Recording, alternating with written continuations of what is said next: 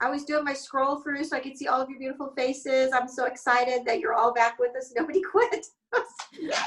So excited about that. So I'm glad to see you. I hope you were able to rest this summer. A couple of you, thank you so much, did ESY for us for the early childhood department.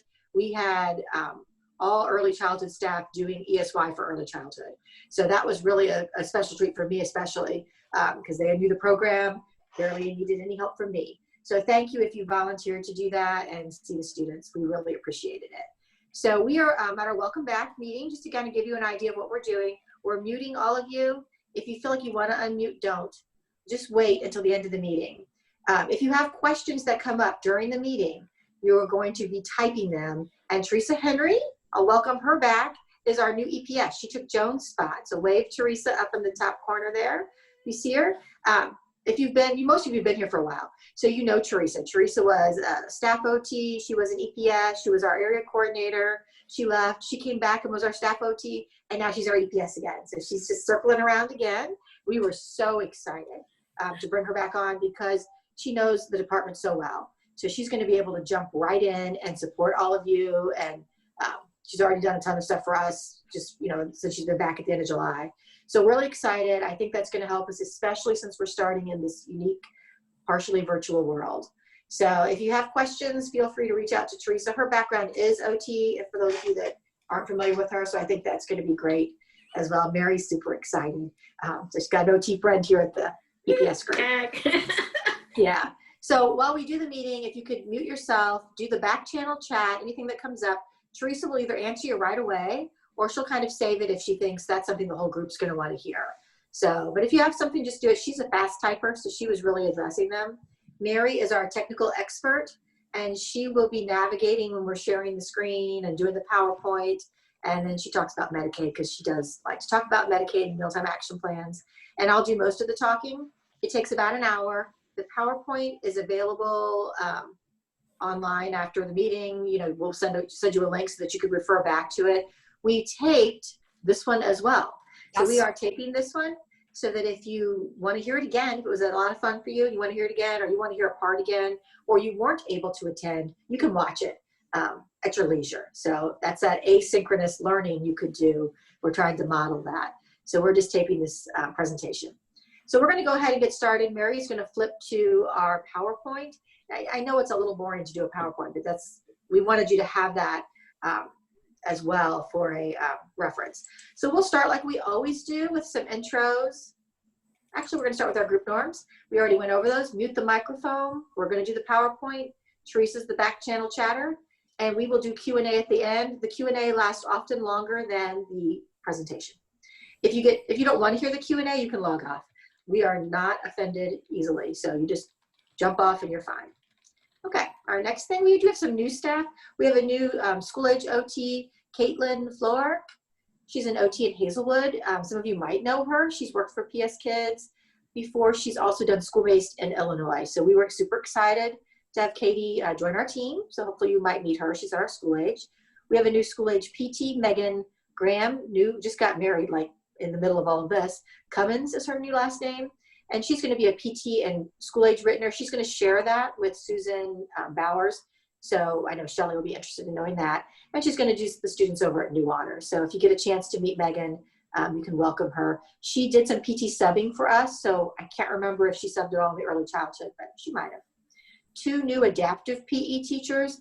Tanner Glob is going to be in Kirkwood, and Mandy Barledge will be in Rittner. So if anybody's moving those kids up in those grade levels, they will be new people working in those districts. And of course, EPS, new EPS Teresa Henry. I listed all of her areas, and she does the corresponding early childhood for that. Teresa and I traded UCD and Clayton, but it makes no difference to you guys because we don't support early childhood in UCD or Clayton. They do their own thing. So no worries about that. Oops. Technical person, okay. We do have some news, some babies. We have Jenna McAllister, who's in Ladue. These are school-age people. Eileen and Amy are both, I believe, in Hazelwood. Is that right, Mary? Yep. Hazelwood OTs. They had babies this summer. Not sure if someone is having a baby coming up here. I think Megan Huggins is going to have a baby in October. So that'll be super fun. They're all school-age staff. We had a couple of weddings. So you could congratulate them if you know those staff members. I think Amanda's in Pattonville, so I know you guys don't typically work in Pattonville. If anyone got married or had a baby or want to share something, you can let us know. We'll put it on the PowerPoint on all 3 of our PowerPoints so that staff can know that you have that. So that's kind of fun. So we're not trying to overlook anyone. Department procedures. Did they change? A little bit. Okay, supplies. This has been a big question for us, and it's a little bit different for early childhood because we don't purchase all of your supplies. You know, we do have bulk supplies that we let you guys take as well. So if you look at the bulk supply list, I didn't change those. We have most of those available. We do not have the dry erase markers yet, and we don't have the loop scissors. The loop scissors are popular. We have those on order. The rest of the stuff we do have, we have pencil grips, and I have lots of TheraBand if somebody would like some. We have some TheraPutty, not a lot, but I think we have to cut some more. So if you're thinking you were going to stop by CO and pick up your supplies, it's a little bit different process. You would email us directly. So the supply list is really about thinking if you're working virtually. If you're working virtually and your students are at home, try to think of a list of supplies you might need for those students to use, and think about things they might already have at home in their toy box, or things that you might have in your family, just your family household items, and see if we could try to work on those. You know, opening containers. Could we use containers they have at home rather than sending them some special container? Maybe send a list of families to gather before your OT sessions if you're doing something virtually, so that they can be ready for your session, and tell them, if you don't have something, let me know and I'll try to get it to you. Or if you know you want them to use TheraPutty or TheraBand for some reason, you could send that home ahead of time, because families don't have TheraPutty and TheraBand typically in their home. You would, if you need additional requests for your at-home students or for your in-person students, you would send that to your AC and EPS. We could try to support you in getting that, but that comes out of your AC budget. We are working virtually, which made this more challenging. We had a whole process set up where we were going to be at the office and you could swing by and get stuff.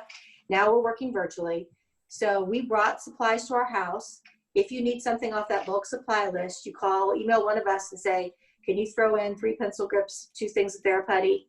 And we'll say yes. We'll stick them in a folder. We'll run it to central office, and Scott Schaefer will arrange with you. He's working, he's our area coordinator. You can drive up, text him, and he'll bring it out to you. So if you want something, it's probably going to be at least a 24-hour turnaround for us to package it and drive it and tell Scott to do that for you. But we can certainly do that. If your students are virtual, check with your district, seeing how they're sending stuff home. So if the early childhood program is sending home a cute kit, find out what's in it so we don't duplicate it. We don't need to send crayons home to someone that's got 12 boxes and we're sending one through the school. But maybe you could slip in something that you want for the student to use. If you are working totally virtually, go ahead and send some of your own supplies home.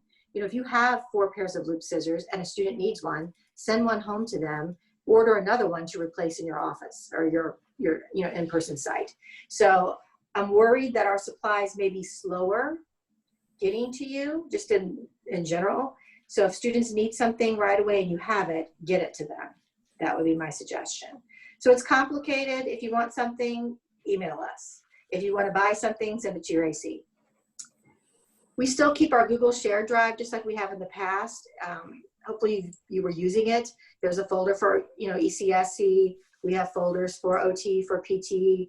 All of our forms are there. We also have a folder for virtual services. So if you are providing virtual services, you can get some tips there.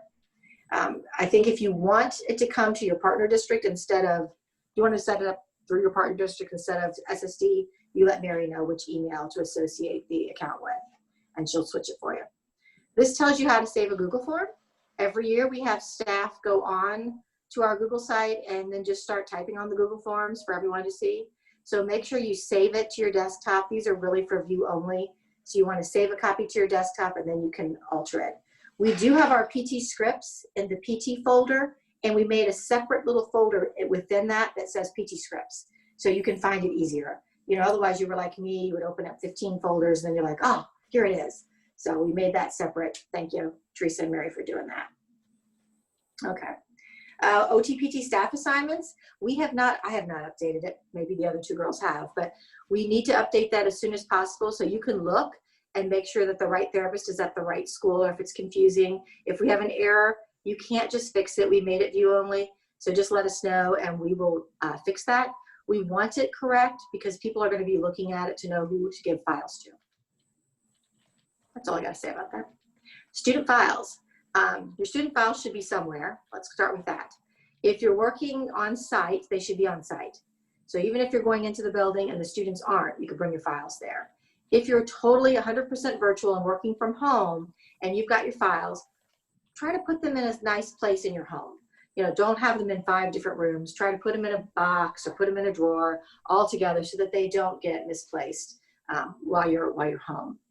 There should be confidential labels on any new file. We usually get those through Michelle at central office. You can email Michelle, but you'll have to pick them up from Scott because he's the only one working there. Now, that's not an emergency, so you could also wait till we get back.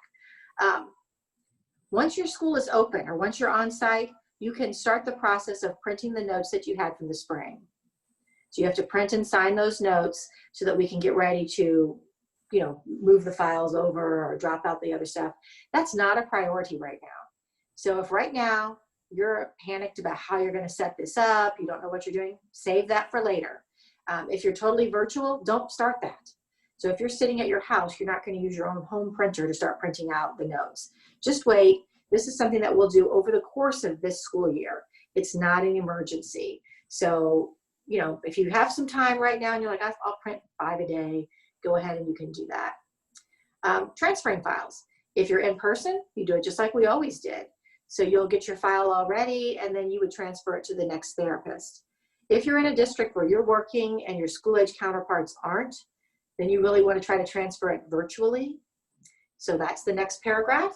And so that's saying contact that therapist as soon as possible. You go back and look on the chart and see who that next therapist is. Who's the kindergarten therapist? Email them.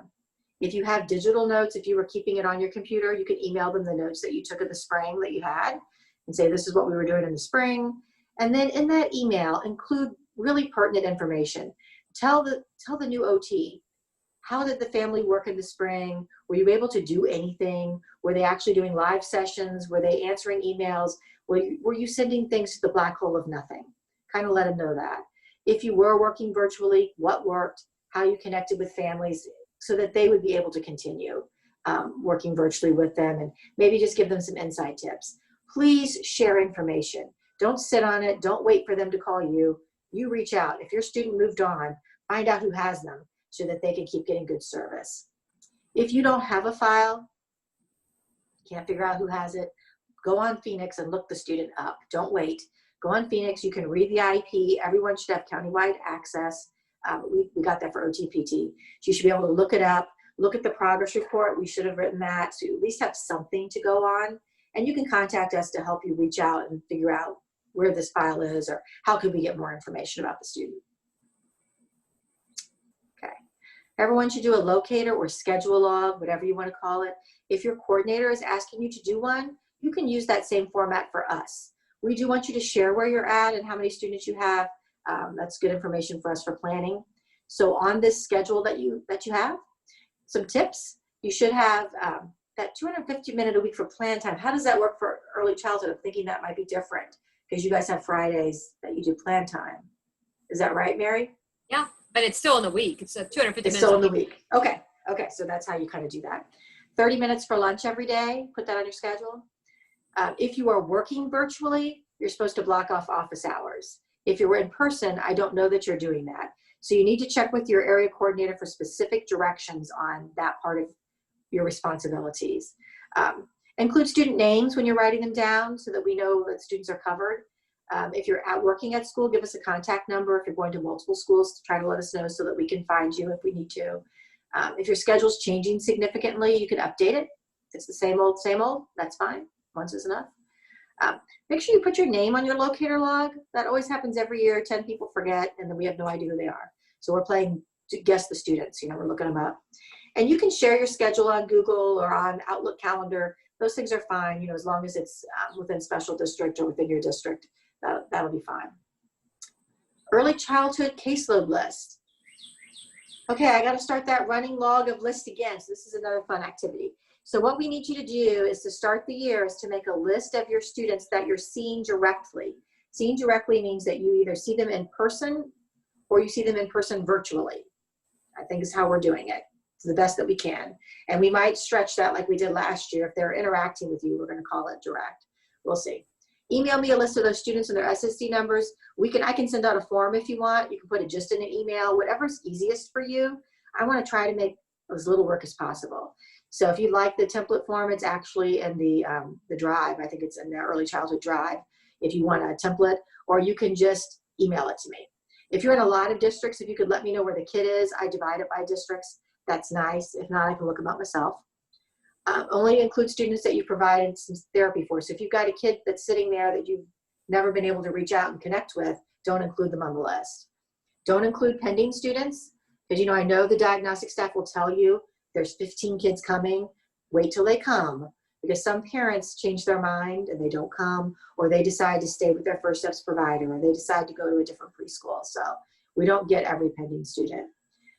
Update to me as you see students. I don't really care if they leave.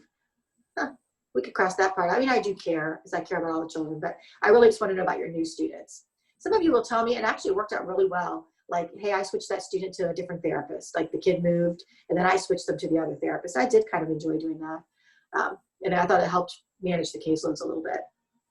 If you're not sure that you told me about a student, tell me again, because I put them on a spreadsheet once I get the original spreadsheet. And as soon as I start typing in the name, it lets me know I could do it on Excel. So it tells me I've already got that. So I can either find the student and move them to you, or say they just told me again, because sometimes it's hard to remember. We don't want to miss students because this is how we get reimbursed. This is how we figure out our caseloads. In addition, while we're on this, I do want to tell you the district has put out quite a bit of information about right now we're only allowed to use subs and hourly for long-term absences. So we are not going to start the year with our additional hourly help. We've done that occasionally in the past. We need to wait until we reach our threshold. Do you remember I usually do a slide with a bullseye and how many students we need? We never really have that problem with PT. We always are able to mix and match the PTs with the current staff. We've always used additional hourly help for OT. So we are looking, when I calculated out, we need to get to 511 students before we can bring those people on. So once you've sent us your caseloads, we'll count them and see what our lists are. But for right now, if you were working with somebody who was hourly at the end of the year, you need to take those students back. So you want to reach out to them and make sure that you've collected them all. We have to be at least a 35 in your district before we can even consider it. And we need to mix and match across districts. So, if you're really feeling tight or really full, you can reach out to your EPS and we could try to help you problem solve that. Okay, next slide. Time and effort logs. If you are split between school age and early childhood, this slide applies to you. If not, this would be a time to nod off. So you can do the time and effort logs monthly if you're split, and everybody should know, because we didn't add anybody new to this pool of people. It's primarily our PT staff that are doing both. Every month you email me the log, and then I forward it to Colby. She is in our accounting department, and then Colby does whatever she does with it. Once we're back in person, you're going to have to print and sign them. But for right now, you just do it monthly. You put your name at the bottom, you email it to me, and then I email it to her. And the reason I'm in the middle is because then she knows I approved it. Seemed kind of crazy. She said we are going to have to print and sign those. So if you still have them from last year, if not, she'll be able to give them back to you, because I think we got them all in. If you don't have a log, you can email me and I'll send you another copy. I'll probably ask Colby to make sure I have the most recent one. And if you're not sure how to fill it out, let me know and I'll help you with that personally. Okay, mealtime action plans, Mayor. Well, so we are going to continue with the mealtime action plans. We're going to focus on, obviously, kids that are in session, actually in person. So remember that those plans are really for kids that are having trouble swallowing or processing food, not necessarily picky eaters. So those are the kiddos that you want to look for. Talk to your teams. Identify kids that need a plan. Update last year's plans if you can. Contact families. Make sure that nothing's changed. Nothing needs to be updated on those plans. We have all the forms available. I'm not going to go through it too much because I think you guys excel in this because you get so many new kids in. I think you just know what to look for. As you get new ones, continue to send them to me. I am still keeping a repository of all of them. So if you have a new kid and you want me to look for one for you, I can send it to you. But please also just email me a copy of them so I can keep a version of it in at CO. If you know any kids that have either moved out of the county or they just don't need their plan anymore, let me know that as well. And I'll take them off the master list. So. Okay, PT scripts for the PTs in the room. The forms are all on our Google site in a folder. You should have gotten an email with a link, maybe. I don't think we did that. That's from last year. We could send you one out if you need it, if you can't find it. Prescriptions last for 1 year. So if they're using our SSD script, we typically designate the year at the top. So if you have last year's, it would say the 2019-2020 school year. You're going to need a new one for this year. If your doctor was using just his typical script pad or some kind of form from the hospital, they don't have our year on it necessarily. So if it's not designated for the school year, you can look at the bottom of the script and do the date that he signed it. So if you got something in March, it could last until next March. If you need to contact the physician directly, you're going to need to use the release of information form as soon as the students start back to school. We'll have started the new school year. So if you don't have scripts, you might need to go through that method if your family can't obtain them themselves. Next slide, our prescription procedures. We still maintain a copy of all those scripts. Michelle has put them all on our team site, which the PTs have access to. So you should be able to look yourself. She says she's uploading them. I couldn't do it yesterday, but I'm sure it just was me. So give it a try and see if you can, because Mary could see them. And that way you could check for yourself if the script came in. As soon as Michelle gets them, even though she's working remotely, they're coming to her through that fax machine, and she's able to upload them to the system. So she's going to upload them to the system and email it to you. However, it's emailed to the person that she thinks it would go to because it's the name on the script. So if you switch students around or a student moved, it's going to the wrong person. If you get a script and you know it belongs to the kindergarten therapist, please forward it to the kindergarten therapist. Don't assume Michelle figured that out on her own. Just so it's not me, I'm going to forward it to who gets it. And that person will be really appreciative. If you're working with a family virtually, I'm hoping you can encourage them to get a script if you don't have one. And if they send the copy to you personally, email it to Michelle and let her know this is a copy that sent from you. Okay. Our script guidelines have not changed. The laws are the same. So you need a PT script for direct services. Virtual services are considered direct if you're working with the student directly. It can be signed by all of those people. You can't use a nurse. It can be electronic, and it can even be from out of state. If you have a family that's moved in and maybe they have a physician still from their home state, they haven't gotten new doctors yet, that's fine. We can use that script if they can get one. You can do your consultative services, educational, general wellness things without a script, and you can evaluate without a script. So if you get to that IEP and there has not been a script, you could do a little assessment, run through the goal, and make an assessment of how they're doing, about whether you want to continue PT or maybe they mastered it without you, which that's always kind of nice. If the student had a surgery or a treatment that would interfere with PT, you would need an updated script. So if they had their hips, bilateral hip surgery, you would need a new script. Professional responsibilities. If you're working with an assistant, we only have, I think none of our OTs are working with an assistant. So this pertains just to the few PTs that are working, I think, with Heather. You guys would kind of work together. The PT would need to do the evaluation, establish the treatment plan, and consult with the PTA prior to the PTA taking over the services. If the student's discontinued, the OT-PT writes the final note. You have to do a supervisory visit every 30 days. If you're doing that virtually, which is fine, you can be on a joint Zoom with the student and family. So you could do that. The PT could also come on site if you're in person. You don't have to flip students, but you can. Whatever works best for you. Just know the PT would have to see the student and write a note. It doesn't have to be for the whole 30 minutes. You're writing kind of a supervisory note to kind of let the PTA or OT assistant know if we need to change the plan, kind of what you were thinking, where are we going with this. You have to be available to that CODA or PTA at all times. So you would exchange cell phone. That texting is probably the easiest information. Board policies that could be an issue for you besides all of the other ones. Think about the conflict of interest. So if you have families asking if you can do private therapy, you cannot do that for students on your caseload. So make sure that, I'm just worried parents might be asking that, at this point to try to fit into their schedule.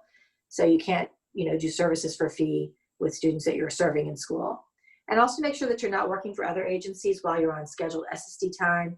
That's impossible when you're in our buildings, but if you're home doing virtual, I could see where that would not be, you might accidentally do that if you got a bunch of emails going. So kind of watch that if you do private stuff. Equipment guidelines, we do have people in site, so we are going to talk about these a little bit. We want to make sure that equipment has been sitting there since March without anybody on it. I don't know how much it was moved for cleaning purposes or rearranging. So before any student gets on any piece of equipment, I want you to make sure that it looks sturdy. The bolts are in, it looks steady, it's adjusted. If the students are getting back and you're doing things like standards, does it fit? Go through the whole 9 yards. Chris is working, so I'm assuming if something is loose, if you need him to fix that swing, put the sign on it and call Chris and see when he can come out and fix it. You also want to make sure that any equipment that you're using that is being used in a classroom or with a para's maybe going to do the swing every day with the student, or the classroom staff's going to put kids in standards, that you've trained all of these people on how to do it, that you go over the training, even if they know it 100 times, you go over that with them again. You maybe give them written instructions or you've watched them do it so that you can write in your notes that they were trained and that they realize they were trained. So you want to make sure that they feel comfortable and have the knowledge to use the equipment safely, and you've gone over all the rules. If you have things like swings, it's not a bad idea at all to put some written instructions up about how high that swing should go, if it should only go back and forth or can it spin around in circles. People have that question all the time that are using it. If you need a mat underneath it, you want to make sure you jotted that down. Make sure that there's a soft surface underneath. If you're working with families on a virtual, we can't do all of this, of course, but you would want to remind kids if you were doing a session where they're doing a lot of movement, make sure there's plenty of space so that if the child falls, they won't hit their head. Make sure you're on a mat if you're doing something where they might lose their balance. So you might want to give some safety tips when you're working virtually as well. Okay, thanks, Mary. Virtual services. I think some of you are doing some virtual and some in person, kind of depends on the situation. If you are doing virtual, I do know that SSD, Google Meet, and Zoom is HIPAA compliant. That's not necessarily a requirement because we are covered over FERPA, but I like to be special, so I like to do it through HIPAA. So I like Zoom, but you can use other platforms if you want, as long as they're secure. You don't want to use Facebook or FaceTime on your phone. Attempt to schedule your students for virtual sessions, which the district is calling synchronous. You see that word? In accordance with IEP minutes. So if your student gets 30 minutes of OT when you are in person, you should attempt to do 30 minutes of OT virtually. And that's the session that you're going to schedule. I'm not saying that the children are going to work with you for 30 minutes, but you're going to try to set that up. So I do want to think about if you have a session, and we might be talking about this later, but I'll throw it in here. I keep thinking about what that would look like. And when you're getting on, don't forget the parent has to log on. You have to go over what equipment you needed, make sure you've got it there. You're going to say hello to everyone. Then the activity you're doing might not be that long. When you get ready to actually do the darn activity that you have planned for that day, it may not be that long. And then afterwards, you and the parent might be talking about why you did that activity, what they were supposed to look for, how if they did it again, you might want to change it up. So I think all of that is the half an hour session, okay? Because you're educating, your parent is the teacher. So they're the person that's going to be doing those things with the kid throughout the day, or if you want them to repeat the activity, maybe a couple of times throughout the week. So I think the half an hour is going to go faster than you imagine, but you're just going to try your best. You're not going to make somebody stay on the video with you for half an hour if obviously they all need to leave. And you just document what the best that you could do. If your family doesn't have access to technology or Wi-Fi, or they don't, they can't see you, and that's the barrier, contact your AC and say, hey, can we get them something so that they can participate? They're willing and interested. If your parents aren't available because they're working, you could offer them sessions that are taped. We have these tips later, or you could offer them asynchronous types of things. But we want you to make every effort to try to do a virtual live session, because that's really the only session you can call OT or PT. When you send home activities, you can call that consult. But the actual therapy has to be in person or virtual, so that you could call it that. We do have an entire resource folder for virtual learning. It includes a lot of the things that you guys had sent in the past, and we've added some things and tried to clean it up. So you could follow that link and see it. We've also included tip sheets. I don't know, is this where we pop up the tip sheet, Mary? Yes. I'm not going to read the tip sheet for you, but I'm just going to get you excited about it so that you'll go in and read it yourself. So we've looked through many sources to try to find tip sheets for you. We've also collaborated with the speech GPSs. We have tips about scheduling virtually, how you would set up your session. If you have questions about how do I even get started, like what should I wear, I think that's in there. You know, some tips on what kind of things you might like, how you could maybe deliver the service, what kind of things you should think about setting up for yourself. There's some nice things of technology if you're not sure how to set up a dot cam with Zoom and you want to do that. We have some tutorials that are available that we found. We talk about how you might start the session, what you might do the first session. We're talking about doing things that are very easy for the student and family so they have success so that they want to come back to join your second session and your third session. So all kinds of tips about that, some tips on how you might collect data in a virtual environment. A little bit about evaluations. We'll talk about that actually. That's on another slide. And then we just have some different resources. We have a bunch of stuff at the end, which are different, like Google sites or YouTube sites that maybe have somebody talking about tips or demonstrating different things. So that's a tip sheet for you. We created a tip sheet for parents that you could send out ahead of we're posting it. I think that one is posted on the SSD website, but you could also send out that parent tip. And it's just kind of like, what could they expect?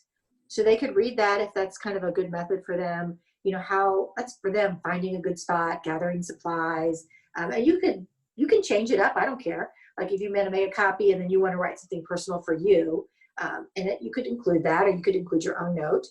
And in addition, Mary has a video, you know, Mary the movie, we'll call it now, where she's talking about tips for parents. And I think that's also posted on our main site, but you could access that. And the video will kind of talk the parents through it. So that's another fun way you can get parents ready for your online sessions. We have our tips for that.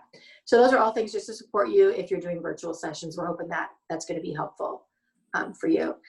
Teresa is creating another sheet. Is that we're going to see? It's just like a big Google Doc with different pages and tabs where she's compiled all the kind of information maybe from AOTA, APTA, the different things about using the various platforms, and also then tips for actual virtual services. So lots of information, and she's put it all together so that you can just follow the links. So you don't have to search throughout Google and try to look for YouTube videos on how to set yourself up with Google.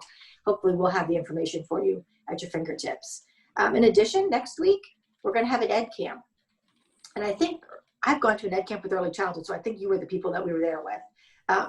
You know, an ed camp is where your peers, where you guys kind of suggest topics and you offer to moderate the topic. So like, if, for instance, if you're a PT and you had some good luck doing Zoom sessions with kids that are physically impaired, pretend like this happened, then you might say, I'd like to talk to other PTs about that, and I'll moderate that Zoom session. And then you're gonna post the topic and people can sign up. They're gonna be short, they're gonna be offered at random times throughout the week. We're gonna tape them. So if you're thinking, I wish I knew how to do Seesaw at some platform, maybe somebody will put that out there. You might say, I just want to have it. So we're going to have a place for you to sign up for ideas. So think about some things you want. At the last meeting, I forget now what we had. There was, I think one of our PTs was telling us all about how you can touch base with equipment vendors, and they are now processing equipment requests and how families can connect with them. It was really great information. And I said, please do an ed camp about that. Sign up for a session because some of our other PTs want to know it. So I hope it's going to be a really fun for you, and I hope you're going to be able to leave it knowing more. It's totally optional, so you can mix and match and attend what you want or moderate what you want. Please suggest some early childhood topics. If you worked ESY for us, I think I had 4 or 5 of you, and you felt like you kind of got into the Zoom sessions. I thought we did, we push it every time we do something, and you feel like you've got something to offer. Volunteer to help, because there's people sitting out there that are in a little bit of a panic about how I'm going to set up my Zoom session with a student for OT or PT. So please share. I think we've got a great group here and school age as well that can get all of this up and running. Okay, the distance learning plan is back if you are virtual. I'm assuming if you're in person, you will not be doing this. You would just be doing the IEP as you always would. But for your students you have that are virtual, you'll be doing the distance learning plan. So you're still going to be sending your case manager your information. Early childhood has changed a little bit. I've read through all the materials and I didn't see the word LGA mentioned. Did you, Mary? No LGA mentioned. So what it looks like, we took this right off of the thing that should have come out to you from the director, Stacy. Related services are going to enter activities in this template that they've created, and you're going to give a simple description. This is the template that they have created. It looks something like this. They will have, oh, I need my reading glasses for this, Mary. Okay, so you would be putting in, I don't know if they're going to do one template for each child that will be shared with you, or you'll have your own templates. You might want to reach out to your teams and ask. But for instance, if you scroll down, like on Monday, they've put in PT. And in PT, you would put the goal area. So you might put in safe ambulation. And then the materials needed, the child's going to need her walker and maybe some little stuffed animals because you're going to make an obstacle course. So she's going to walk around the stuffed animals that day. And then any accommodations needed, you might say she needs to be on a either a wood surface or a flat carpet. You don't want her in the big carpet because it's too hard for her to walk. And so that would be maybe the activities you might have if that's something that you're working, if you're working gait training, or, you know, you might have several things that she's doing.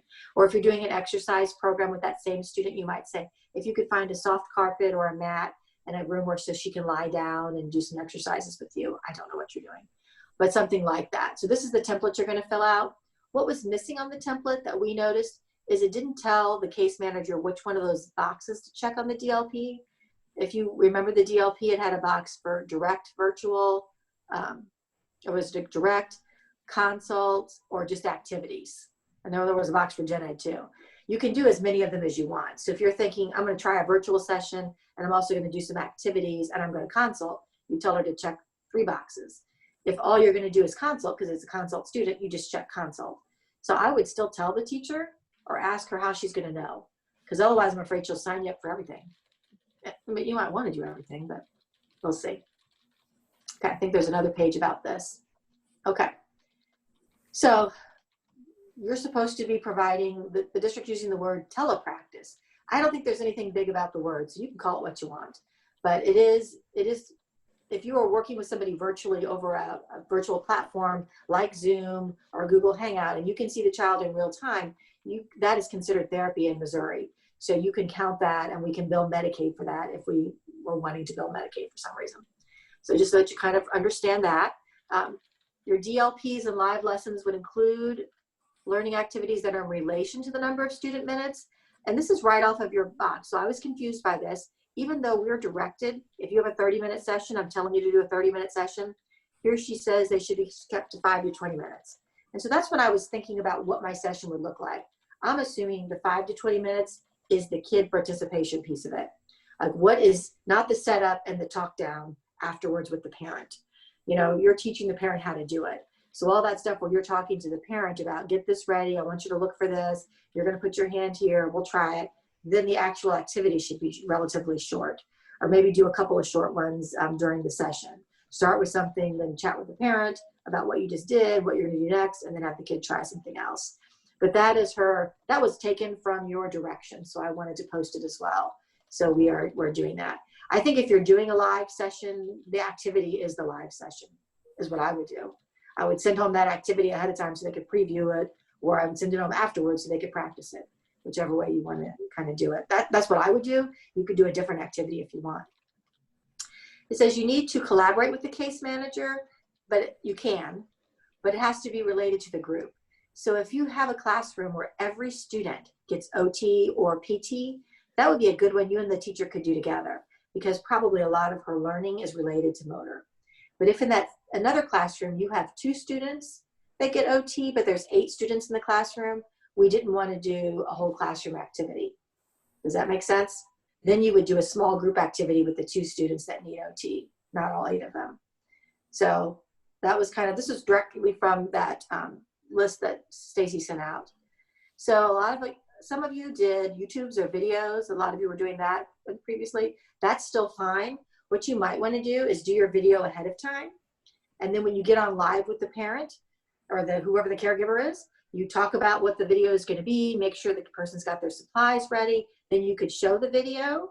and they could do it with you, or you could have the kids do the video, and then you guys come in real time and say, can you show me what you did? And have them show you the demonstration. So you can still use that. Those tools, those are great tools to use for practice, but we also want a live component is kind of what we're saying, if that makes sense. If your students just can't attend, and I know there's going to be kids that just can't attend, you can record lessons so that students can do them later. You just want to make sure that none of our SSD students are in the recording.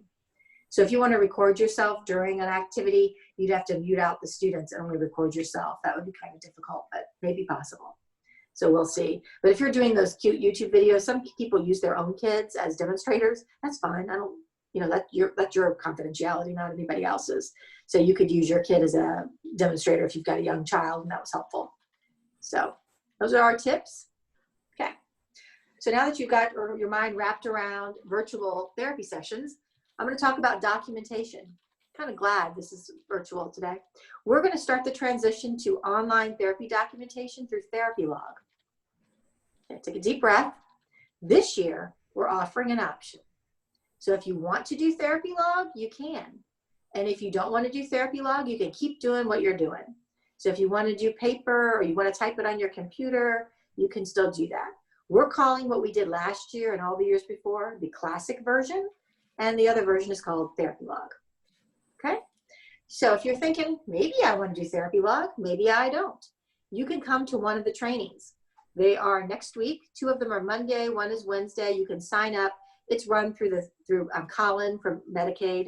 I'm sure he's got a better name than Colin Medicaid. That's what I'm thinking now. Colin, what's his last name? Swearingen. Okay, Swearingen. There we go. So Colin is going to run those. He's going to teach you how to do what we call simple management and Therapy Log.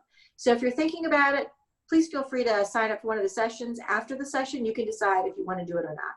So remember, strictly optional. So if you're feeling stressed, don't do it. Okay, if you're using Therapy Log, you set up a caseload. If you've ever billed for Medicaid, this is what you're doing. So that's similar. When you're in Therapy Log, it's going to include, the package includes all of your documentation.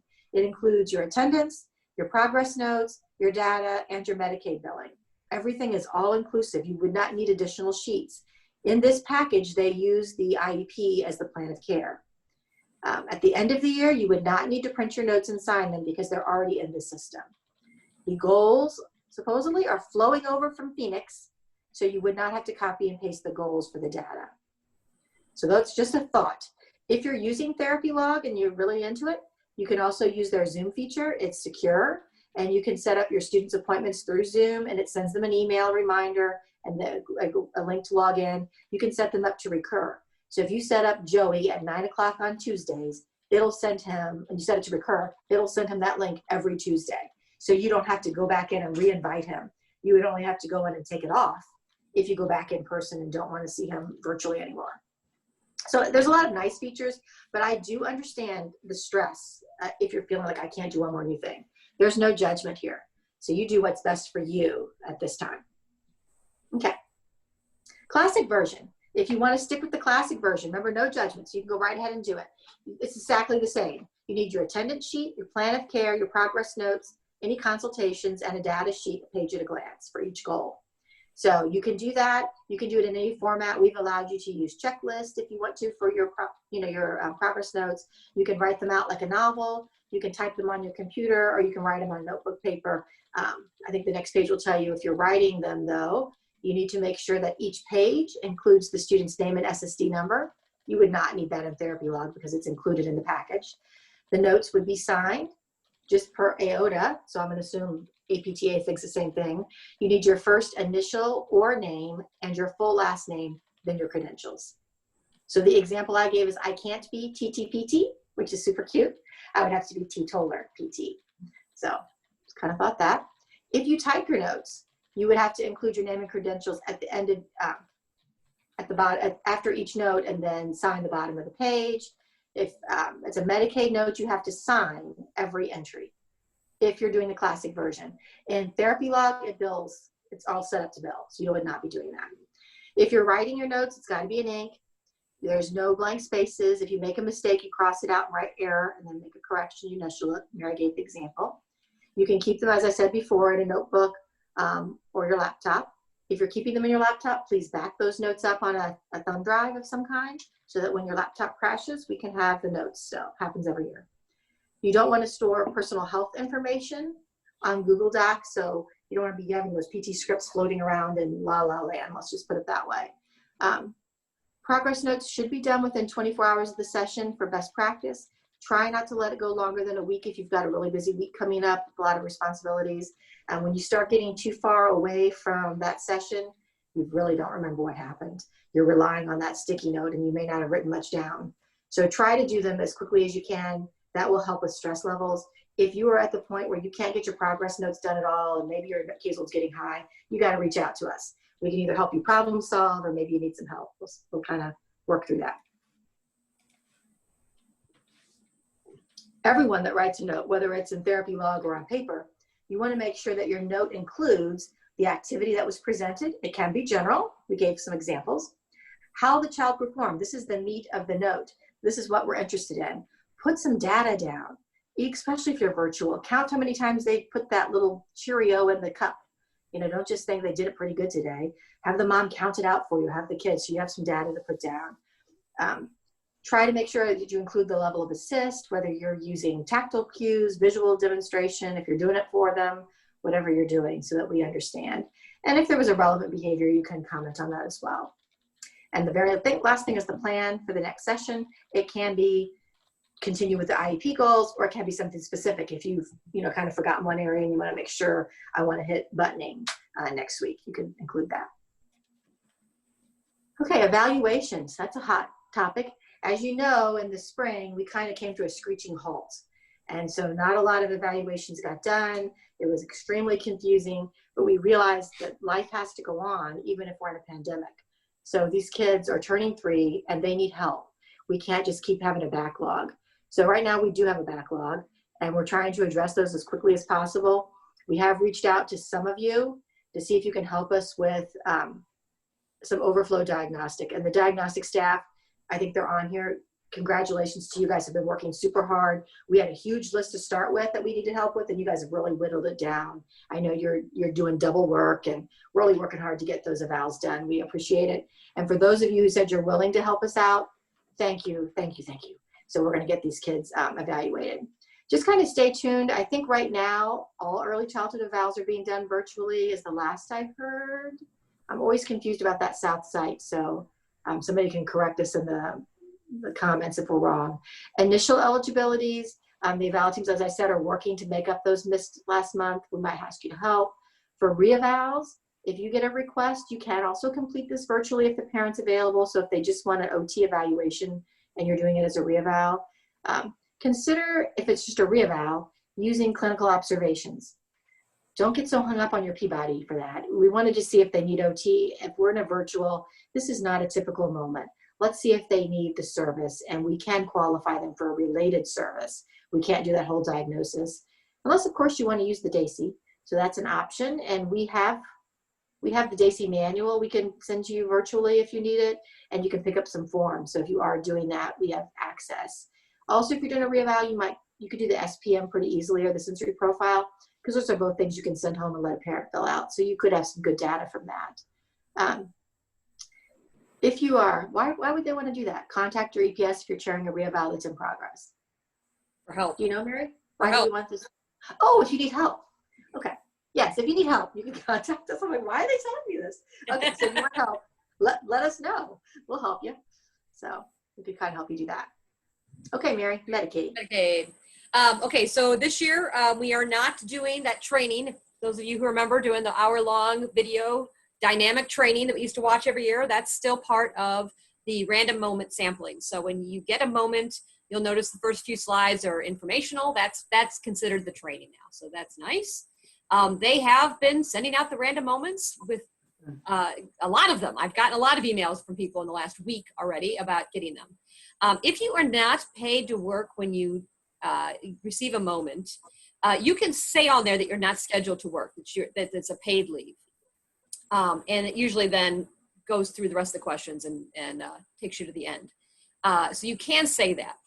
So if you get one that's before your work hours or after your work hours, that's fine. Just remember that they really like them done within 2 days. and they kind of hound us. So if they don't have it done before the next day, they're already emailing me, emailing you, reminding you. So try and get them done as quickly as possible. There's no code number to enter anymore. You're just answering those 3 questions: who, what, and why.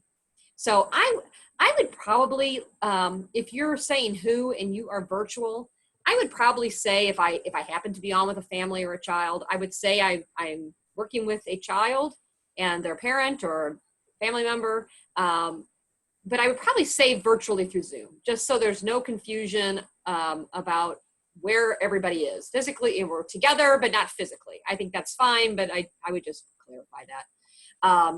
Remember that the coders do not know what you do.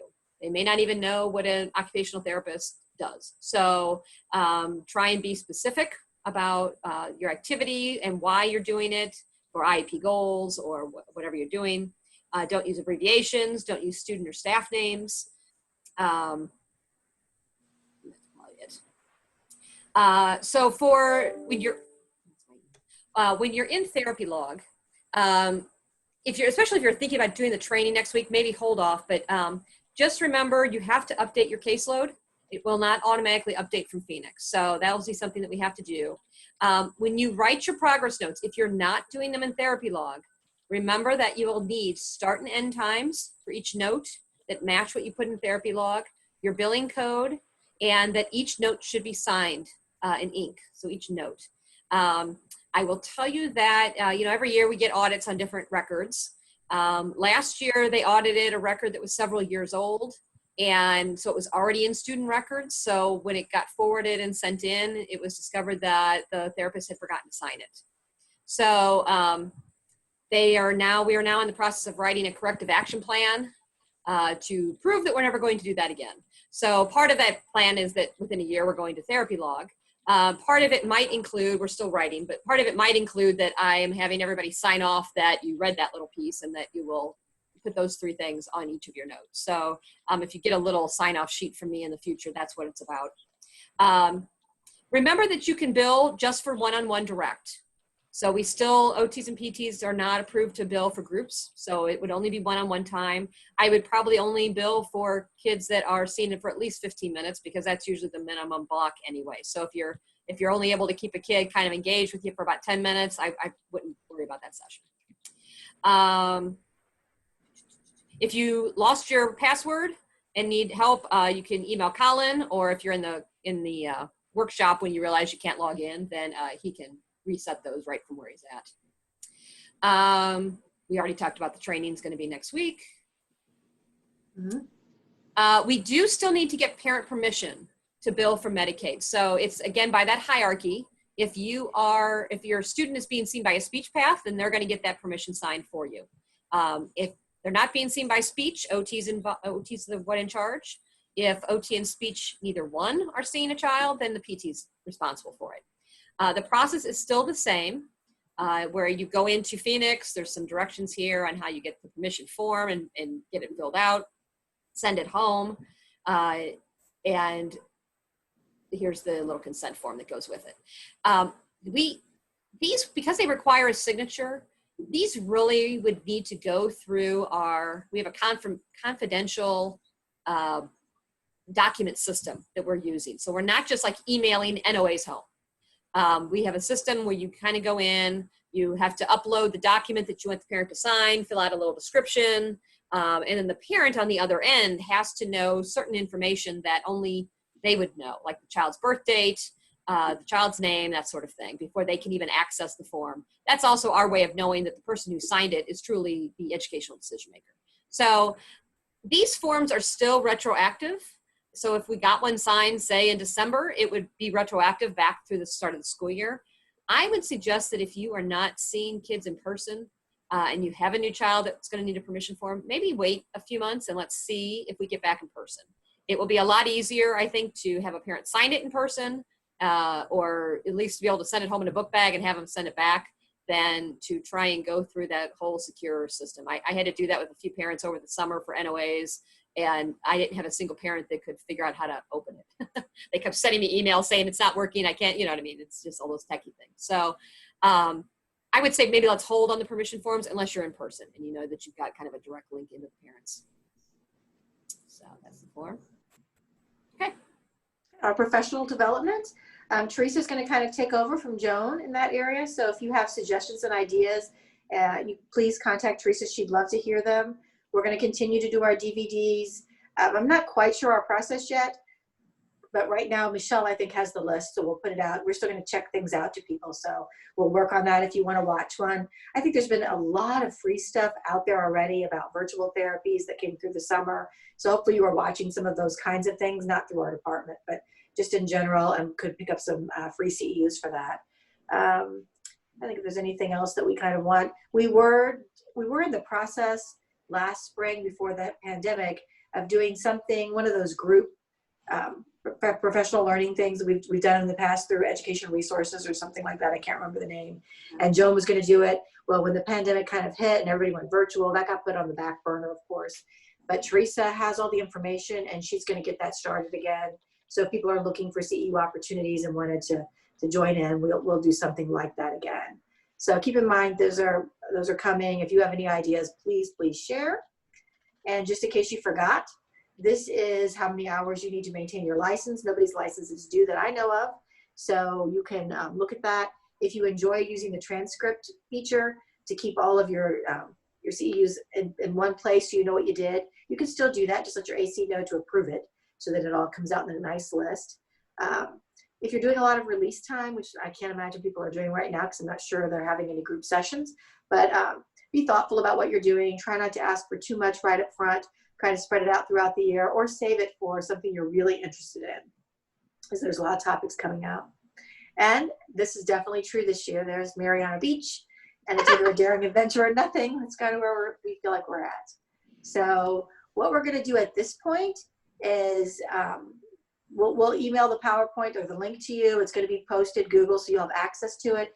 We'll upload the recording. That takes us a little while, so try not to, watch it again until tomorrow. You can watch it if you want to. I don't know why you would, but you might want to run through something to see what I said. And we will go through the questions. Teresa will come on and she'll read some of those questions and we will try our best to answer them. So we've got a lot of things I was able to answer back channel, but for the sake of anybody who wasn't reading chat, they were listening on, we'll share those out with everybody. And then they'll be recorded for anybody else who's watching this recording later. So one of the first questions was, do we pay for postage or is there an account to use? Yeah, that's a great question. And we have not got that answered yet.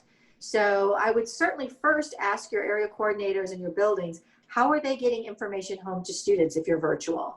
So if, for instance, at your school, they're sending packets home every week or every 2 weeks, try to put your stuff with the packet. So if you've got a teacher that's sending home a packet every week, see if you can slip your pencil grip and your TheraBand inside her packet to go home. If it's something that you need to send yourself, we didn't talk about that. We will help you make packets if you want, of worksheets and mazes, those kind of fine motor things. But we hope that you can do them at your school that you're at. If you're totally virtual, you're gonna have to reach out to one of us and we'll come up with a plan to do that. So if you have to get to the point where you need to mail something, let us know. We'll work with your the early childhood department to find out how we get reimbursed. So before you go out and buy a bunch of stamps, that's what I'm saying. Let's see if we can get the process. That question has been asked, and we'll ask it a couple more times, a little higher up the channel so that that's clear to us. But definitely, if you can get it sent home with the teacher, and they're sending that, try to do that first. So those are little questions to ask your case managers. We had a related question about our porch drop-offs allowed, and my response to that was it would probably depend on what your district is doing, what your building is doing. We had some places across the county that did allow things like that, and then there were others that said absolutely not, do not go to parent homes, and if there was liability issues or what, but it definitely varied from program to program. Right. So definitely check with your AC about that. And so I don't know this answer for early childhood, so we're going to ask it. Will SSD help families get technology? I believe so, but I think you're going to have to ask your area coordinator. So if you're working with someone and you're trying to set up a virtual session, try again. If the parent won't do it with you, find out the barrier. Is it because they're working? I don't care anything about that barrier. But if the barrier is they're not able to have technology or they need something with a camera, then talk to your coordinator about how they could get that. And so the district definitely is doing that for school age. I can't imagine they wouldn't be doing it for early childhood and to try to help families out. But let's talk to the area coordinators, and we can certainly talk to Stacy, and they're all really responsive. You know, Tara and Jen, all those people are super responsive. So we can put that question out to them and they can help us problem solve. We have a couple of related questions about if a release of information is needed for anybody else who is assisting with the student in the home, I'm so glad as well as if they're at a daycare, an off-site daycare. So I've asked this question 3 times now, pretty high up, and we're glad you all care about it too. They think we're crazy. Yeah, they're like, why would you care?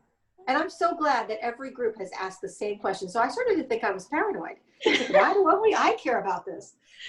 The answer right now is no. That if the person is, you know, if the person is logging in with the kid, then we're assuming the parent said they could. So we're going to go with it. I'm going to ask the question again, because I thought it would be a release. Because like if a parent brings the neighbor with them to an IEP, we sign a release. I don't mind, but I like to know. I would definitely ask like who's going to be working with the child so that you know. So maybe you're going to talk with that parent so that you can at least get verbal agreement. If they say, hey, grandma's going to be doing the Zoom sessions with my child, say, great. You know, and then I would document that in my notes. You know, parent has told me that the grandparent is going to be the one doing the Zoom sessions, or they're going to do their Zoom sessions at KinderCare, and Miss Susan's going to be doing those. So that you kind of have an idea of what you could do. And you could talk about, not like exactly what you're going to release, but just say, you know, I'm probably going to be offering some suggestions. Do you feel comfortable with me telling that person, or do you want me to email them to you, or so that it's clear? I'm going to ask again, because I'm glad you guys asked. Because I was also nervous about this. But at this point, no, you don't need to get extra things right now. So just proceed on. We're seeking some clarification here regarding documenting that 30 minutes of time. So just to be clear, they said if we interact with the child for 15 to 20 minutes and consult with the parent or guardian for 10 minutes, does that count as direct? I would count it as direct if I was zoomed in with them, because I would count it as direct if I was at school. Like if I was pushing in to the preschool classroom and I had my 30-minute activity, I mean, it would be with the kid, but I would also be talking to the TA and saying, this is what I'm looking for. I would consider that part of my direct session. So I would absolutely count it as that. For billing for Medicaid, I would probably just do the 15-minute that they worked. Does that make sense? But for the IEP, when I'm doing a direct session, I'm also teaching that person using the kid. So I call that direct. I mean, maybe that's splitting hairs. But if I had somebody logged into me for half an hour, I'm counting that as their OT session for the week. And also in this situation too, I mean, the child and the parent are pretty synonymous as the client. Yeah. Are these tip sheets going to be part of this PowerPoint or on a shared drive? Where can we look up these again to reference? The link is on the PowerPoint. They're in a shared drive. They're in our virtual resource drive. Is that correct, Mary? But there's actually a link in the PowerPoint to the tip sheets. The ones for parents and the video, I think, are going to be on SSD's main site, that parent resource site they've got going. I couldn't find it yet, but it's, you know, we just turned it in. We did the, I think it was it's only been a week since we made that movie. It seems so long, but yeah, you know, we just did the filming and we did the stuff. So you have access to it all now in the drive. Here's a good one. What if parents request virtual services outside the regular school day? At this point, we're not doing that. So I would let your area coordinator know that that was a request. But at this point, we're not doing that. So if the parent is working, we're going to have to try to do other things like record lessons. So send them maybe a recording of, you know, something you found on YouTube, or your own child doing a gross motor or obstacle course.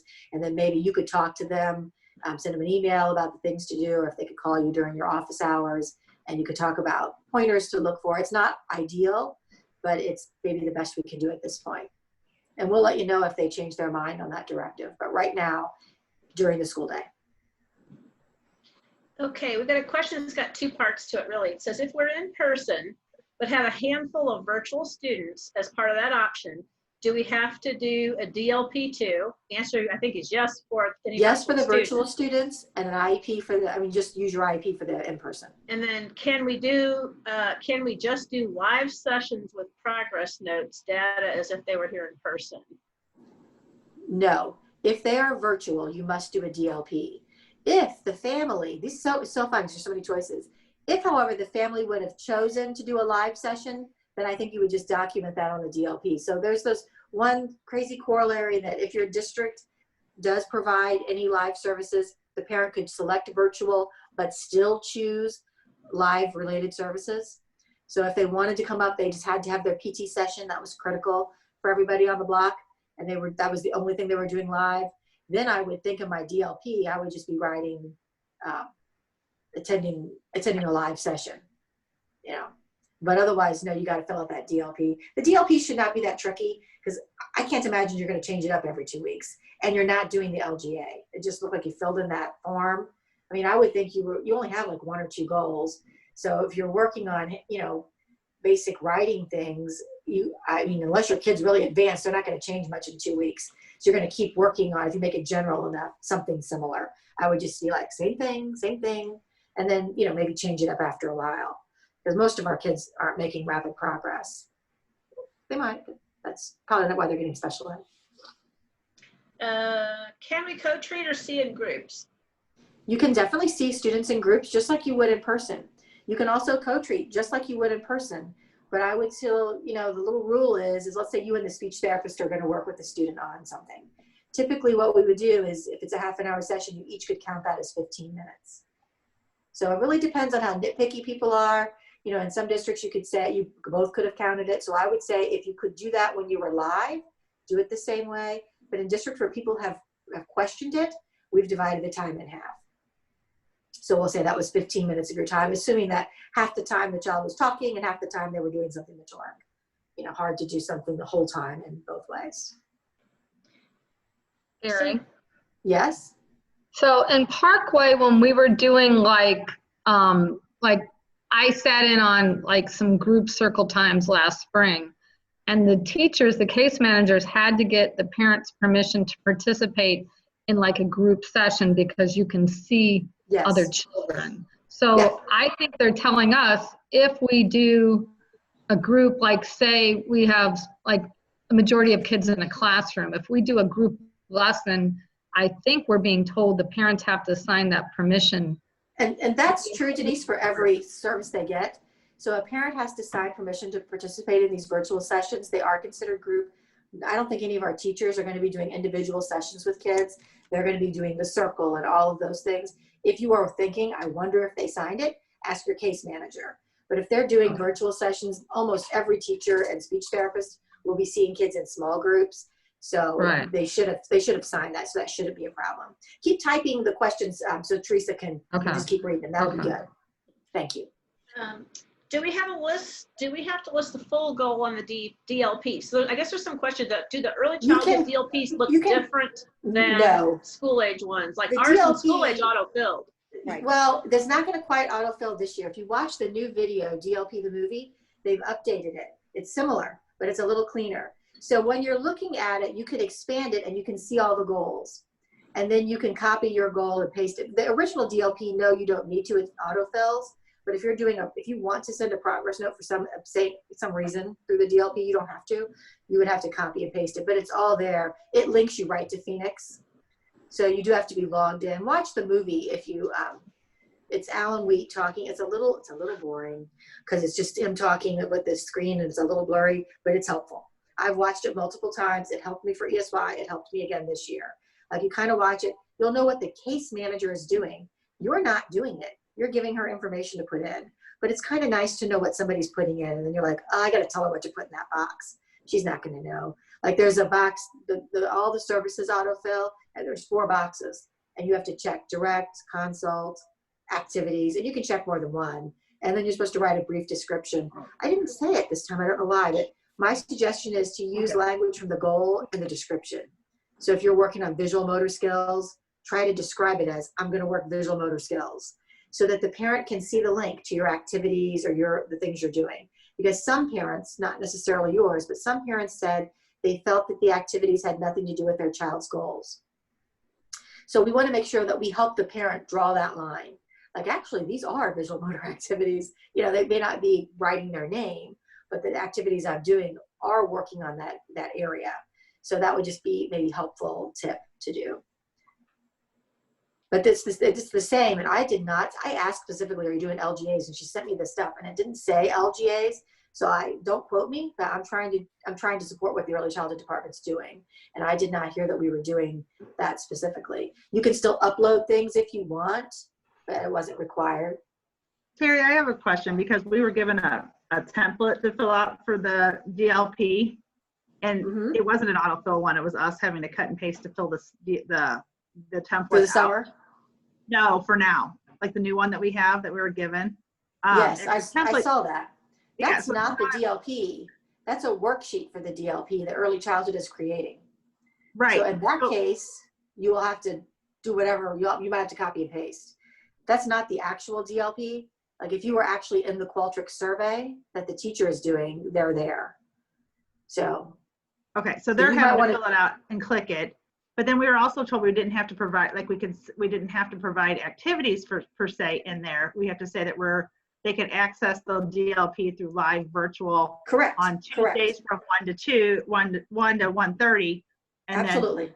and they need to ask the parents to have these materials ready. Yes. Yes, it's exactly what you put in. That's Okay. what I'm saying. You're not doing those LGAs that I know of. That's what No. the school age people did all the time. And it was like, oh, what is early childhood doing? That's different. So Yeah. now it's not. Stacy did make a different template. We showed that. So that was something you had to click and you put the student name in. That's not the actual DLP. The case manager is then transferring all your information into the DLP. So I'm not, because we can't have multiple people working on it.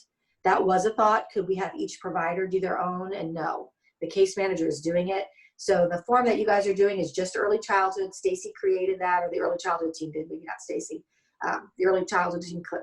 So fill in whatever information that she wants. But you don't have to do like those whole lessons like you were doing before and post them. Now you can say, I'm going to do visual motor activities. That's describing what you're doing.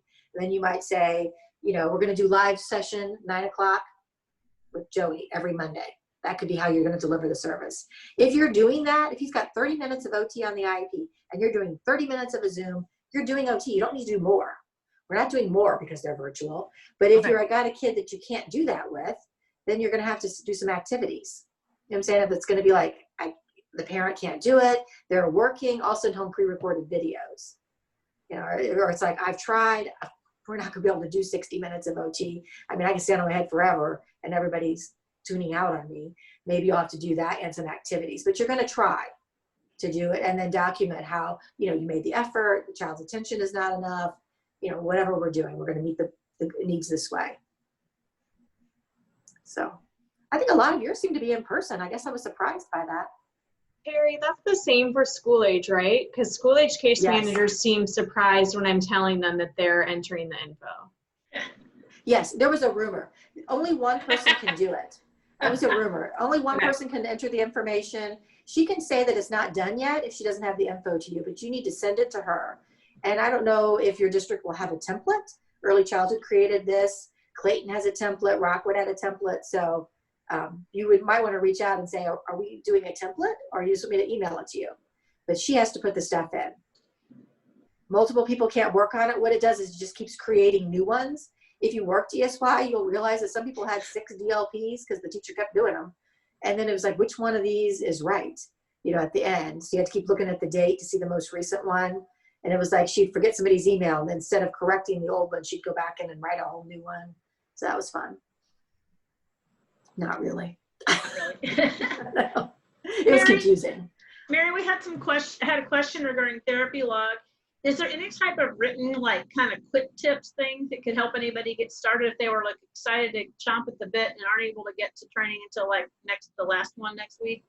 Are there any written materials accompanying? There's a PDF of the manual that I could forward to you.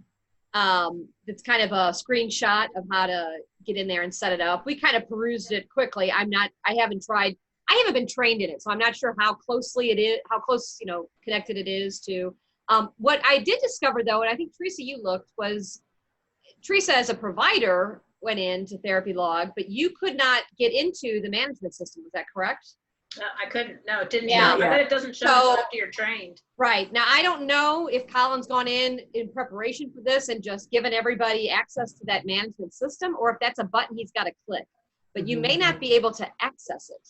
And of course, I as an administrator can't see anything because they don't have me as a caseload. So, but I think I had Teresa look and she couldn't see it. But I can certainly email out that manual. We're also looking at ways that we can provide additional trainings because I know there was only a few.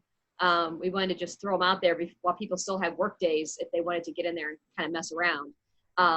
But either I'm going to talk to Colin about either him coming back and doing another session maybe in a couple weeks, or if I feel comfortable after sitting in this for a couple of times, you know, I could also take an additional training later on too. Mary, are we going to ask Colin if we can tape it or? Well, that's what it's something. I mean, if there's some way that we can repeat it, record it, something. So other people could watch it. Mary, I just double checked again, and mine still only shows simple billing. So and my whole caseload's still in there. So they haven't switched me over to anything administrative, I don't think. Okay. And I still only see simple billing. Yeah. So I'm guessing you have to go through the training. I would guess. And I probably won't talk to Colin now before Monday morning. So. It's Friday. Yay. Yay! We made it to another week, guys. Longest week in the world. Now we are down to an eval question. So for pending evals, if someone had started using, either started using a Peabody or wanted to use a Peabody, can they do that virtually, just asking the parent to ask the child to attempt certain tasks? They were going. Strictly. Yeah, I'm not sure if I don't know if that would be according to standardization. I don't know. Patty or Carmen, do either of you? I don't know if any of you are still on. I think the diagnostic team is still on. Oh yeah, good. Is that a question from the diagnostic team? advice? Are you guys trying to do the Peabody, or you just like relying on the Daisy? We had one situation where we had a Peabody that was done in the spring, and so we had the fine motor part done, but not the gross motor part. And I did the Daisy, and I'm using that score on the Daisy as my primary, but then I am documenting that I did a non-standardized Peabody, and to confirm that they were the same actual score. Actually, it doesn't always work out that way, and that we're going to use that to get the total motor. But we're documenting that it's not standardized in any manner. Okay. Because it's not. So we are going to use it. Just document it's non-standardized. But just document that it was totally not standardized. Yeah. Are you going to use that video?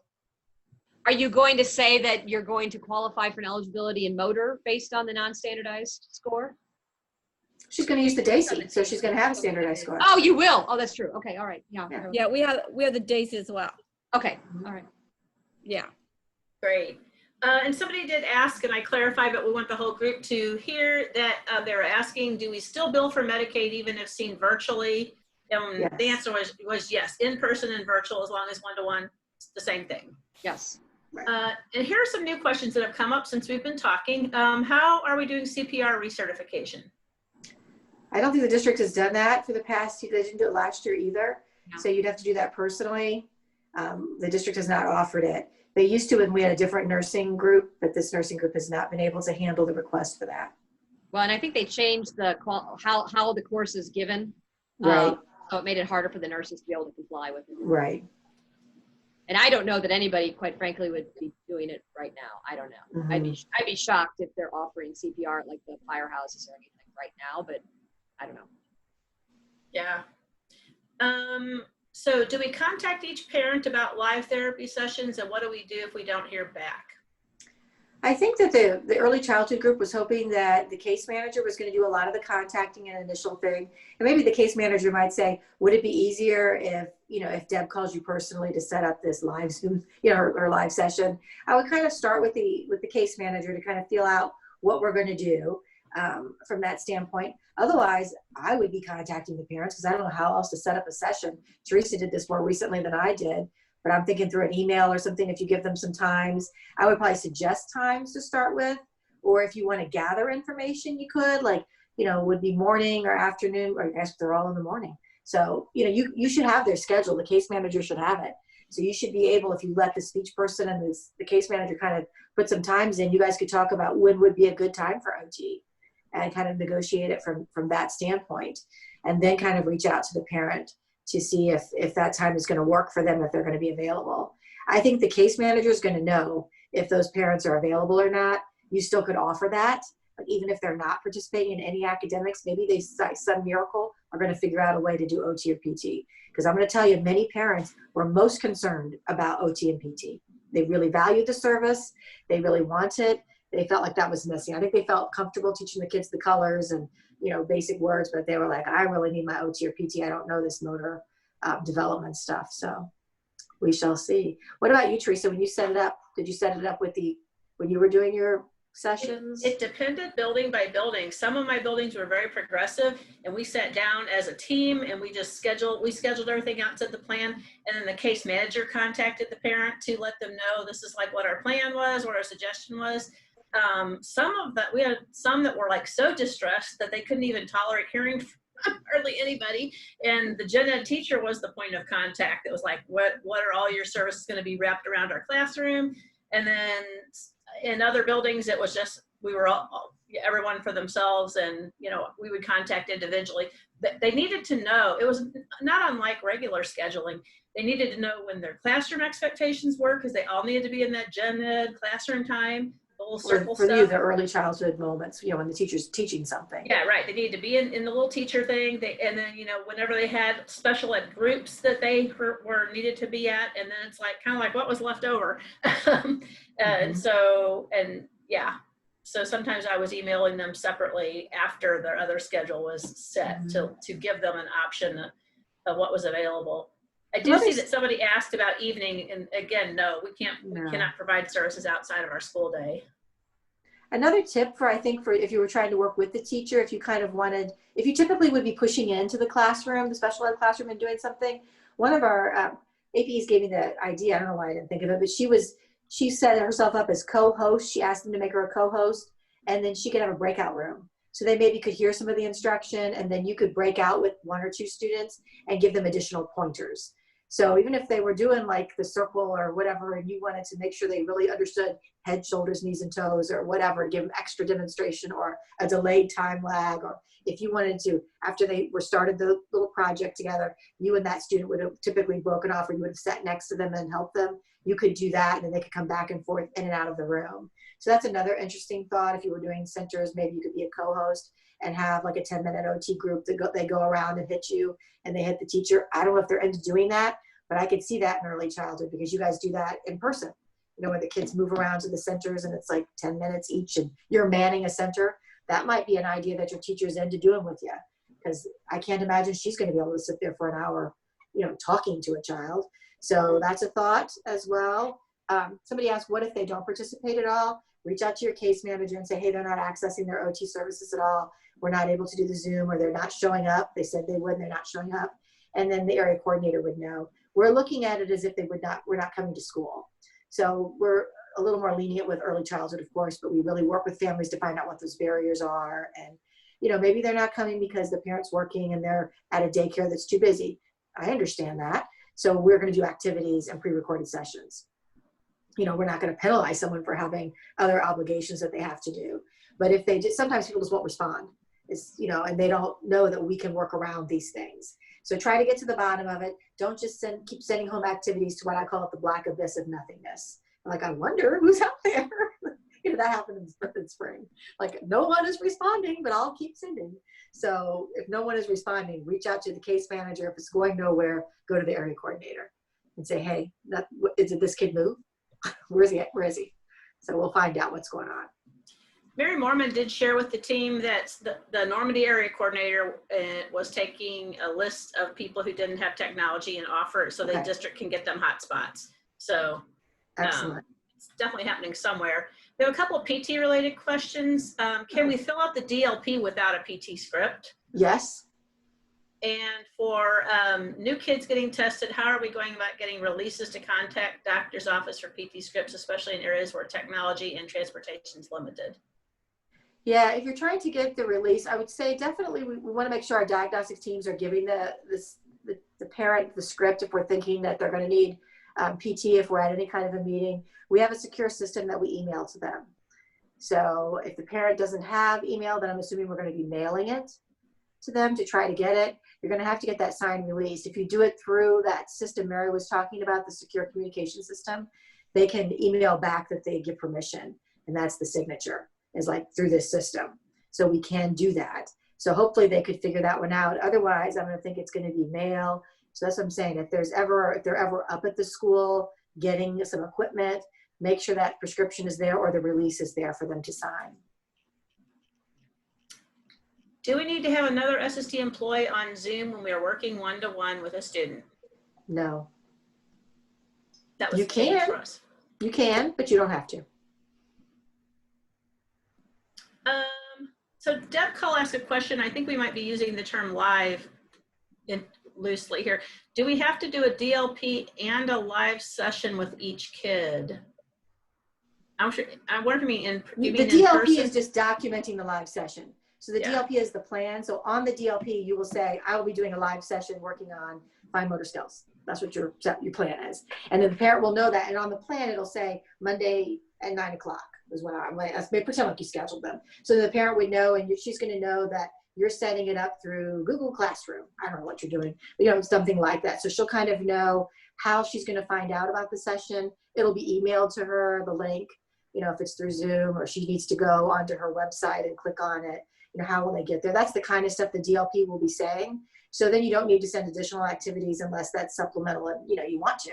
If you would be having activities in the classroom for them to do, say I do leave some things, and you'd want the parent to do that. I saw Patty put that her area coordinator says, yes, someone has to be on the Zoom with someone. We can talk about that with the coordinator as well, because our direction has been that they can be. And if you want them to be, they can, but you don't have to. So we will clarify that for early childhood. Did you see that comment, Mary and Yeah. Teresa? No. Yeah, Patty had mentioned that. The AC there was saying it, because it's been clear, I think, from the documentation that we wanted to make sure people could do it. Like sometimes when you have to have too many people on a session, you can't get everybody seen. Right. And we don't have people in our sessions all the time. When we're working with kids, often we work with them one-on-one. So I have a question. How will progress notes be handled? You mean like You quarterly? mean the progress notes like we were doing for the DLPs? Quarterly? Quarterly Deb's question. We're going to be doing progress reports through Phoenix, like we always do. At the same time, I think early childhood does it 4 times a year. Is that right? Early childhood, or twice a year, whatever you do, whatever you typically do. We're not being mandated to send those progress reports like we did through the DLP if you were working ESY. Yeah, it looks like that was a follow-up question. Moment. Yeah, so we're not using that system. It's available. If you would like to share progress with your parent or your teacher through the DLP instead of an email, feel free to do so. You can do that. That system still works, but you're not at this point required to do that. So, you could. It certainly is an option, but they didn't make that a requirement. So you can use that system. It is set up to do. So if you liked ESY, that system we were using, you can do that. It'll send you emails and send you the progress, and you can send that to a parent or the case manager or anybody else on that list. But right now, I've asked this 3 times. Teresa and Mary are my witness. We're not required to do that. That was one of our sticking points about whether we even wanted to introduce Therapy Log. Because I said, if we've got to do it through the DLP, I don't want to have 15 systems going here. So they said we did not. So everything I say could change tomorrow. Yeah. Mary, we've had a request. Can we put a link to the DLP of the movie? So people don't have to search for it on SSD Live. Can we link that to something or send it out to? Yeah. I did. I put a link in the PowerPoint underneath the early childhood DLP template. I also put one for SSD DLP information. Great. So yeah. And you can kind of look down. It tells you all the expectations. Yeah. And there's a film to watch, the short version, the long version. I watch the long version. I want to hear everything he says. I want to hear it all. Most of it's about the teacher. It's not about you. But good to know. So there's a question that says, there's some staff that are uncomfortable working live and others don't mind. So when we're saying live, we'll say in person. Are there any options to ask people if they want to switch? It would have to be through our HR department, I think. We can ask that question, but at this point, I feel like if you're not able to come to work because of a medical concern, you probably need to ask for an accommodation through HR, and maybe that can be a solution. I don't know. I can't speak for HR, but we've been advised to tell everyone to go through the HR. I think it's, oh gosh, I'm going to blank on their names now, girls. Amanda Frankie. Amanda Frankie is where you would start with. And so you could email them, they'll send you a packet of information and you could get started on that. Any more questions, Teresa? We're going to finish on that one. It looks like amongst themselves, they're like just having commentary about that, what that whole second person was necessary for in a Zoom. So we'll definitely get clarification from your area coordinators about that. Some are thinking that maybe the second person was a recommendation because it was a paraprofessional for data taking assistance, and other people are thinking it's like a cover your butt liability thing, like, you know, to what's happening in the house type of thing.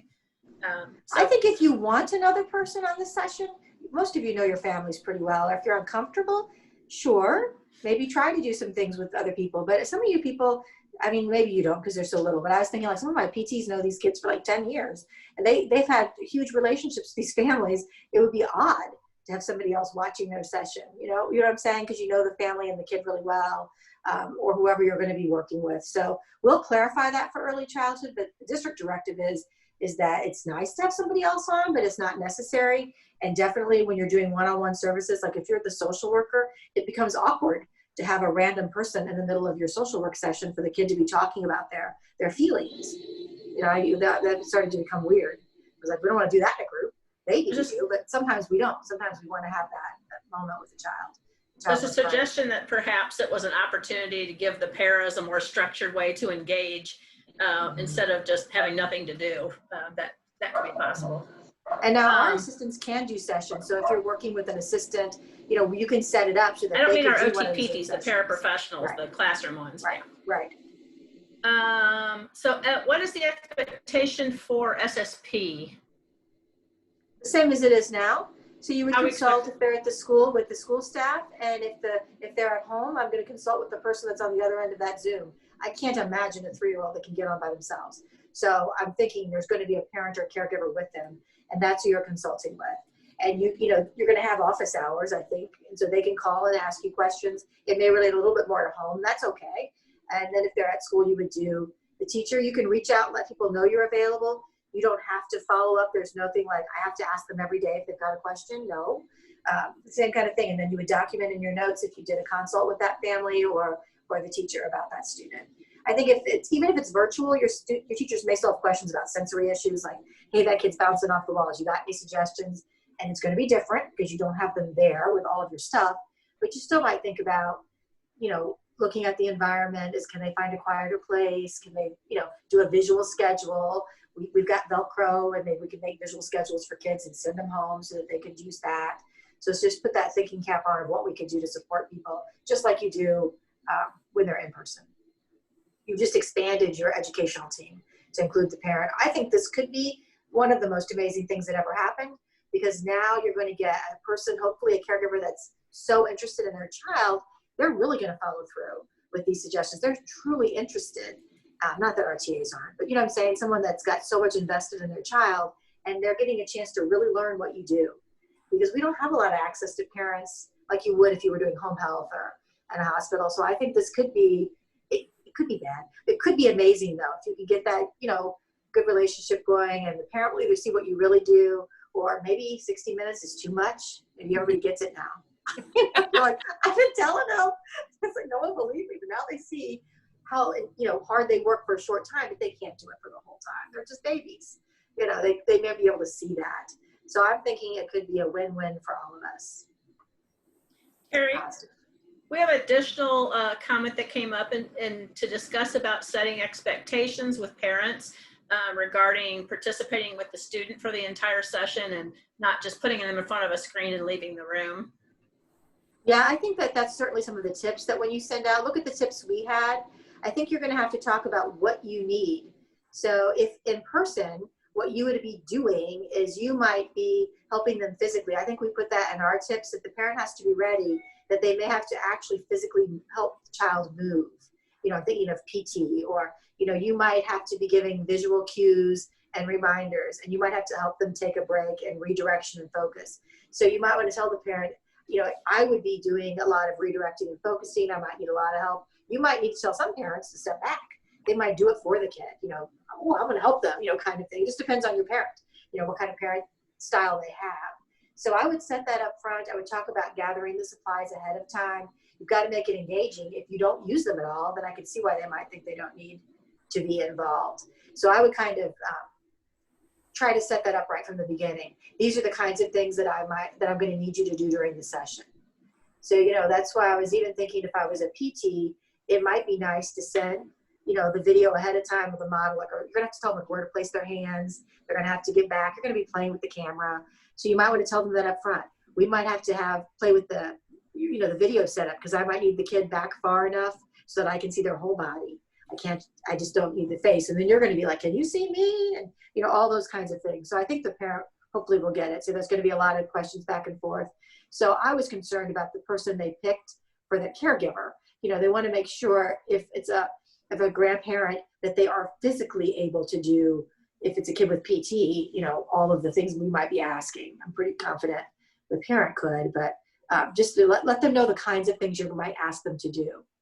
And I think that would be a better way to say you have to sit there and be engaged. Say, I'm going to need someone to do X, Y, and Z. And, you know, your child needs reminders every 5 minutes typically to redirect, or I might be correcting the hand grip, and I'll show you how to do that on the Zoom. And that'll take 20 minutes. And so, you know what I'm saying? When you're trying to teach somebody on a Zoom how to get their hands, but at the end, that's what I'm saying. It'll be great because then they can do it during their daily life. So kind of going back, did you guys ever do like first steps? Like I did the moment with the babies. Maybe that's why I can remember this. But you know, just like when you went into those homes with families, and half the time you were teaching the parent what to do with the kid while they were playing, like put your hands here, do this, try the activity this way, lower their base of support, you know, move the toy over here. So you're going to be guiding them, helping the child do the therapy session. We have a new question. It's the first time we've had it in 3 sessions. Uh-oh. Yeah, no, this is good. If somebody cares about this, how do we get the ESY notes from the ESY therapist that was put in the Qualtrics system? How do we get that for our file? How do we get that out? I'll have to talk to Alan about it. I could see it one day and then I couldn't because I forgot how to get in. So it's, you know, it's one of those crazy moments. I got to figure it out. It was actually nice. Like when I would go and look, I could filter, like I could have filtered out Mary Mormon if I wanted to see her PT notes. And then I could, when I got there, like her student numbers were there. So I could click on the student number and I would see the 4 notes she wrote for ESY. I can't figure out how to print it, but Alan has assured me we can run reports like that. So it may take a little time, and I apologize that we're not going to get those notes maybe right away. I can ask him. He is busy with so many things that may be a little back burner for him. But I could see them. So if I can figure out a way to print them, I will. I'll try to find them again. Because I was in there one day and I was like, oh, this is cool. I thought about using that for our online system.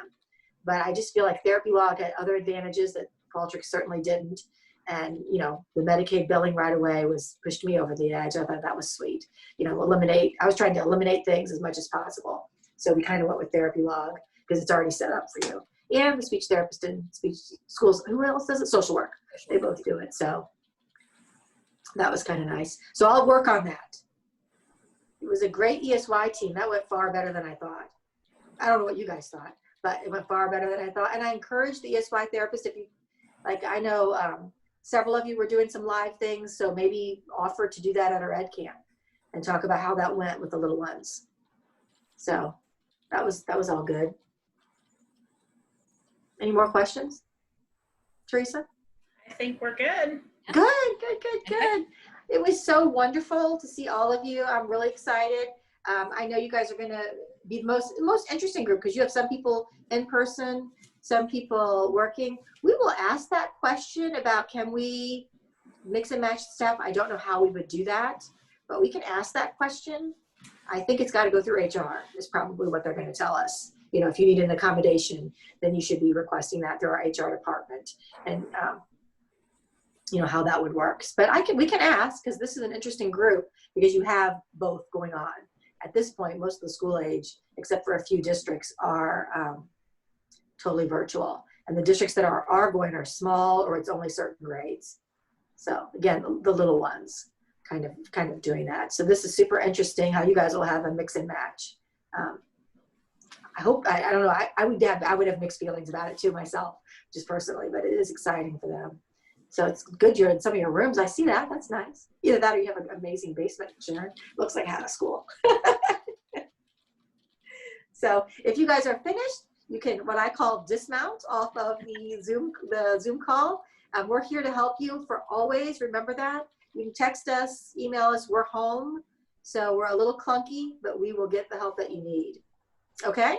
Send me the list of students so I can start counting. I got your target, 511 for OT. I'll be counting. See you guys. Hi, guys.